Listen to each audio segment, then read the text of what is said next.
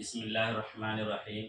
نہایت ہی افسوس کے ساتھ یہ اطلاع دی جاتی ہے کہ امام جامع مسجد بہٹہ کے حافظ سہیل اختر صاحب کے والد محترم جناب گرامی عبدالقیوم صاحب کا آج رات میں انتقال ہو گیا ہے۔ ان للہ و انا الیہ راجعون۔ سبھی حضرات اللہ تبارک و تعالیٰ سے دعا کریں کہ ان کے صغیرہ کبیرہ تمام گناہوں کو معاف فرمائے اور ان کے وارثین کو صبر جمیل عطا فرمائے، اور انشاءاللہ ان کے جنازے کی نماز کل بروز جمعہ بعد نماز جمعہ ادا کی جائے گی، اور ان کی تدفین بہٹہ کے جدید قبرستان میں عمل میں آئے گی۔